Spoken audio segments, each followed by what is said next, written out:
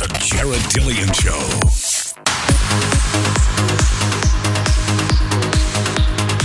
I'm Jared Dillian. This is the Jared Dillian Show. If you want to call to talk about your money, please call 844-305-7800. That's 844-305-7800.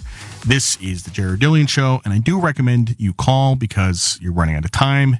You never know how long a good thing is going to last. Anyway,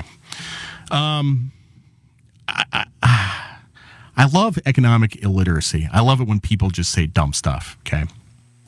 So this happened a couple of months ago. Geneva, Switzerland, and I've been to Geneva, okay? Geneva's pretty amazing. I mean, what was I doing there? I was going to a bank. It was the Rothschilds Bank. I was going to the Rothschilds Bank. They were a client of Lehman Brothers, so I was visiting them there. You know, it's funny. You're on Lake Geneva, and there's all these banks around the lake, but they don't look like banks. They're not big, tall skyscrapers. They're like these ornate houses, and those are the banks. So I go in this building, and it's like a house, and they have a trading desk, and it was very cool. But when you're in Geneva, you get the impression that this is the richest city on earth. There are trillions of dollars in Geneva. And a lot of it is oil money. There's actually signs in Arabic. There's a lot of oil money there. It's a very interesting place.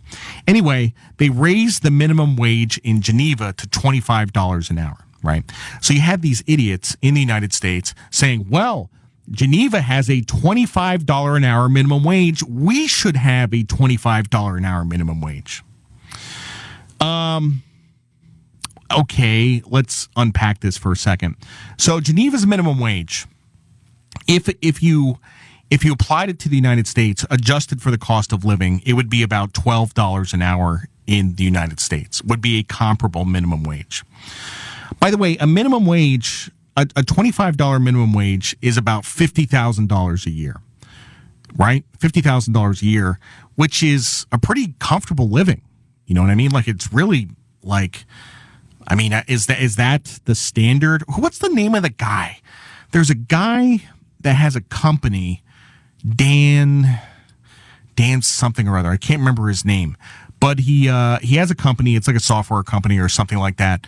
But he set a minimum wage in his company of $70,000 a year. He says nobody should be forced to live on less than $70,000 a year, and it's a huge mess. But this guy has like massive amounts of Twitter followers. He has a huge following. So, I saw a YouTube video. This was about a year ago. It was an old YouTube video of Elizabeth Warren at a Senate committee hearing, and she was arguing for a $40 an hour minimum wage. Okay, so let's talk about this. If we can pass a law and increase prosperity, if we can make everybody richer by the stroke of a pen, just pass a law, everybody gets rich. Why don't we do it? Right? Like if we say, okay, we now have a $10,000 an hour minimum wage, everybody is rich. Okay. And so then, you have these people that say, well, that's a straw man argument. I'm like, no, it's actually not. It's not. It's like, it's a legitimate point. I mean, just think if you had a $10,000 an hour minimum wage, you wouldn't be able to hire anybody and you would do all the work yourself, So there was actually this was about 5 years ago when Seattle passed its $16 an hour minimum wage within the city. There's an economist named Mark Perry from Flint, Michigan. He's at the University of Michigan. And he did a study on Seattle restaurants, and he found that employment went down.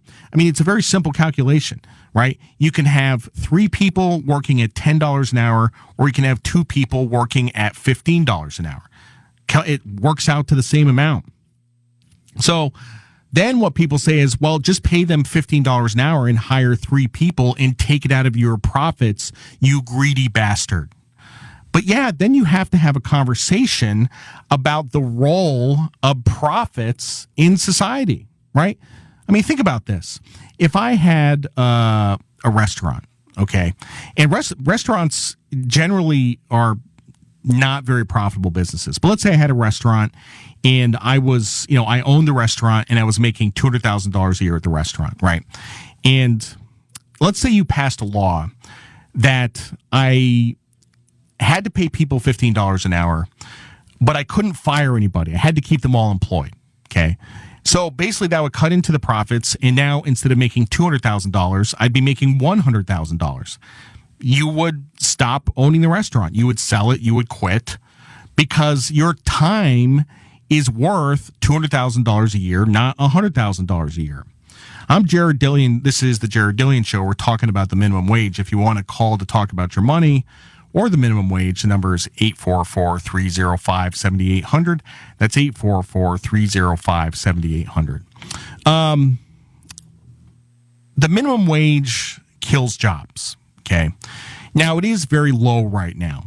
Let's have a discussion about this. It's very interesting. So the federal minimum wage is $7.25 an hour.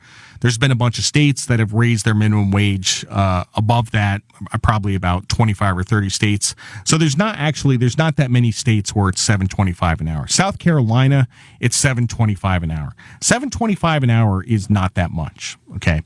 But the percentage of people that actually get paid it's like 2% of workers actually make the minimum wage. Okay. One of the things the minimum wage does is that it kills unskilled labor, which is mostly young people. You can't hire someone completely unskilled at $15 an hour, so it makes it really hard for young people to get a job. To answer your question, yes, I've had jobs where I've not made a lot of money. I've actually never had a job where I've made the minimum wage. I never have. Back in 1991, I had a summer job. I was working as like construction and grounds crew at this summer concert series. And I was getting paid like $7 an hour. And this is when the minimum wage was like $3 an hour. So I've never actually made the minimum wage, but $7 an hour back in 1991, I put gas in my car. And that was the only time in my life that I was paid an hourly wage. Then I was in the military and I got a salary and it was pretty small to start. So a lot of people would like to see their wages go up. Would it make you feel better if your wages went up if one of your coworkers lost their job as a direct result? So here's the politics of the situation. And I find the politics fascinating, absolutely fascinating, right? And I just spent the last 10 minutes ripping on the minimum wage, okay? Nonetheless, I think we should raise the minimum wage. Why? It is because of my cynical outlook on human nature, right? Because people are stupid. 90% of people don't understand the math behind this. They don't understand that people will lose their jobs if they raise the minimum wage. So here's the politics. The Republicans say no minimum wage hike ever. Never raise the minimum wage. The Democrats say let's raise it to $15 an hour. Very simple solution here. And the CBO has done a lot of work on this.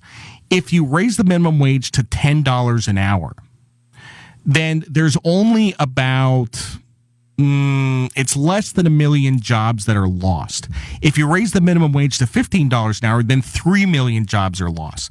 So for the Republicans to concede on this and just say, look, let's meet in the middle, let's make it $10 an hour, and then index it for inflation going forward.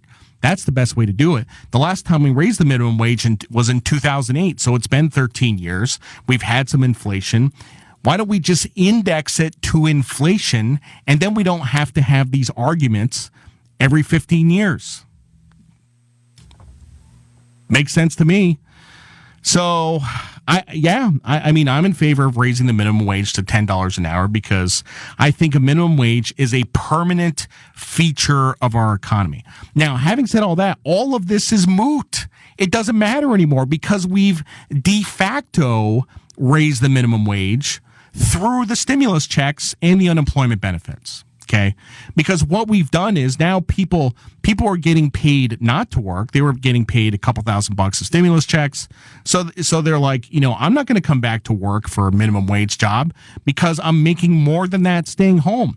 So what we've effectively done through the stimulus checks is we've raised the minimum wage without actually passing a law. There's really not too many jobs anymore that pay less than $15 an hour. We got our $15 an hour minimum wage. I mean, if we actually had a minimum wage hike now, it would just be anticlimax. We've already done it. So that's the part that people really don't appreciate. People talk about inflation, they talk about lumber prices going up and meat prices going up and stuff like that. Really, what's happening at the core of this is that we've had this wage inflation. Okay, and here's something I saw the other day, which is mind blowing. This is kind of off topic, but it's mind blowing. The Social Security Administration is expected to raise Social Security payments by 6.1% this year to account for the cost of living increase, to account for inflation, right? And now we get back into the 1970s. Back in the 1970s, we had this thing called the wage price spiral, right? So prices would go up, so we'd raise wages and people would have more money to spend. So they'd spend that money and prices would go up and we raise wages again. This is how you get into an inflationary cycle.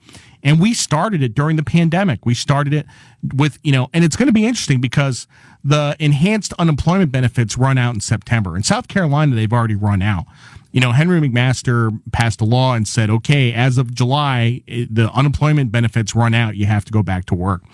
But it's going to be interesting to see if they extend these things. There's going to be some people that want to do it. Anyway, that is what I have to say about that. We're going to be back in a second to talk about how to handle success. I'm Jared Dillian. This is The Jared Dillian Show.